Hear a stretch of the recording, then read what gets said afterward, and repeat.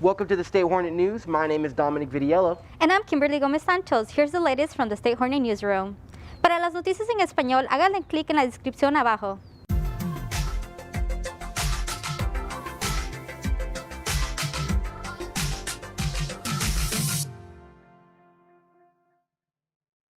Sacramento State Administration began sending email invitations to on-campus student workers to get their COVID-19 vaccine, according to Vice President of Student Affairs, Ed Mills. I spoke to some of these on-campus student workers about how they feel the university is handling the vaccination process and how they feel about being eligible to get the vaccine on campus. I feel great. Feels good to know that our managers and my boss is actually looking out for all of us, because we are front line, opening doors, sanitizing everything, making sure that everybody's safe. And it feels good to know that we're thought of. I feel comfortable because, I have people in my life that are more prone to getting sicknesses. It was truly a huge relief for me to be able to receive that email that I'm eligible to get the vaccine. And it's obviously gave me a courage to be just outside on campus without fearing that I'm going to get infected by the virus. I feel a lot safer.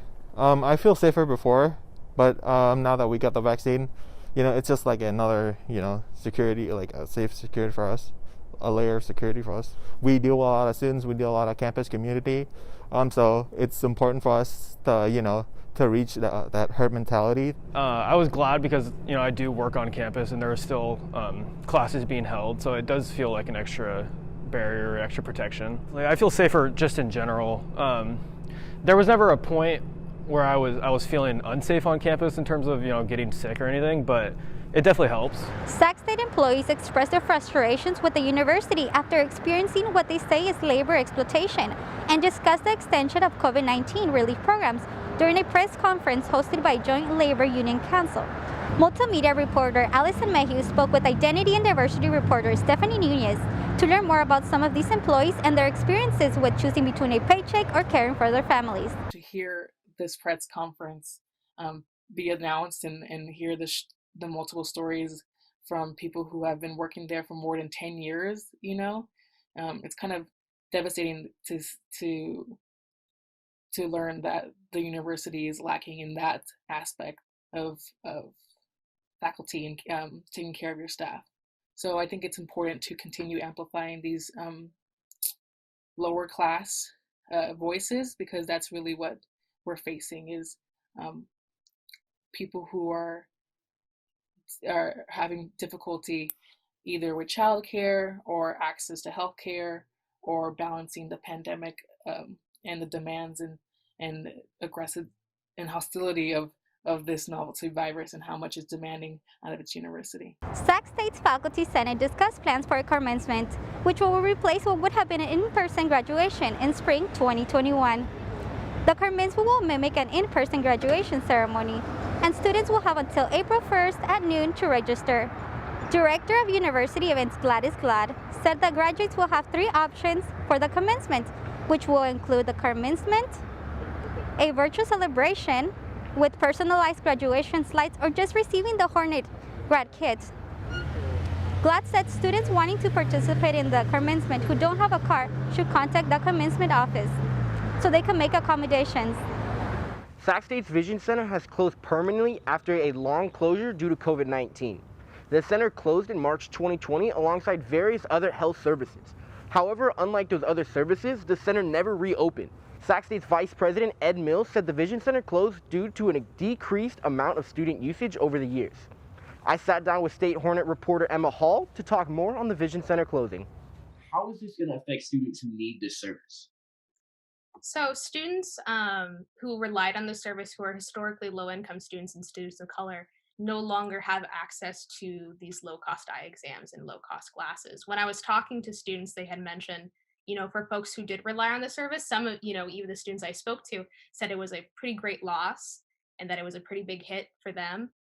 When I spoke to students, they said eye exams cost around at least an average of $20 and glasses had cost an average of $79, which is drastically less expensive than what is offered outside the university.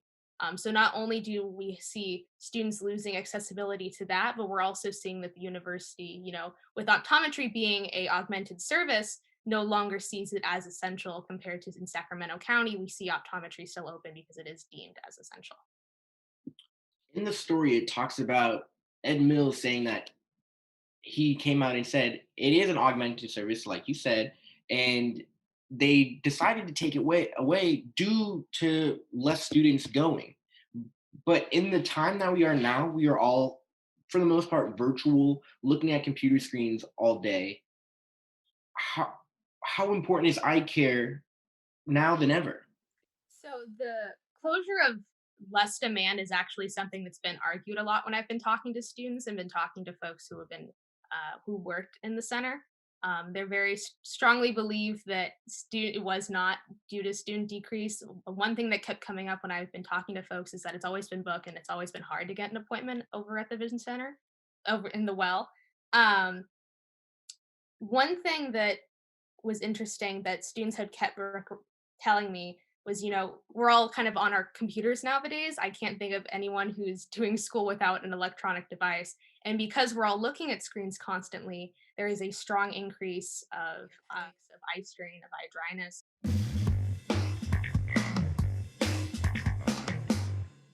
The women's basketball team pulled off its first Big Sky tournament win in 5 years and ended a 4-game losing streak during the first round of the conference tournament against the University of Montana. The Hornets were able to turn up the defensive pressure by scoring 17 points off of 15 turnovers. However, the victory was short-lived as their season came to an end against the Montana State Bobcats in round 2 of the tournament. The team went 3-22 this season. Beginning April 1st, Sac State will allow up to 100 attendees at outdoor ticketed sporting events, which includes baseball, softball, track and field, and soccer.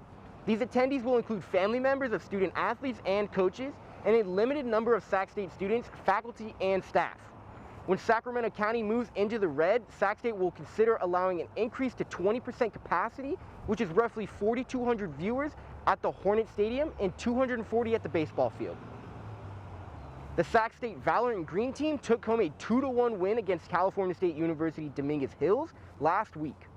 The first game was close at first, but the Green Team was able to win 7 consecutive rounds after the 13th round, taking its first win. Green Team member Nikki Aaron said that this game was a revenge match because Dominguez Hills took the championship away from them last season. Check out our daily Swarm reports on statehornet.com, where we recap all the results from that day's action in sports. The African Marketplace, which was founded in 2015 at the intersection of Florin and 24th Street by a local man named Brother Raw, has been a staple in the South Sacramento community long before the pandemic. Brother Raw wanted to focus on economics and African American history. The market is open the first and third Saturday of every month. Not only is the market bringing a positive experience, but it's also sustainable. Here's an inside look at the African Marketplace. Well, this market means to Sacramento a lot because it is the only African market so far I know. I've never seen another one like this, which brings all together the small African business people together. And, we share ideas and the way of doing business is advertising ourselves as small business people. The market is open to the public to shop and enjoy the atmosphere, but masks and social distancing are a requirement due to COVID-19. The African Marketplace gives small businesses the opportunity to sell their merchandise and reconnect with the community. Thank you for joining us on this edition of the State Hornet News. My name is Kimberly Gomez-Santos. And I'm Dominic Vidiello. As always, our coverage will continue on statehornet.com. Follow us on Twitter, Facebook, Instagram, and make sure to subscribe to our YouTube channel. Stay safe, stay healthy, and we will see you next time.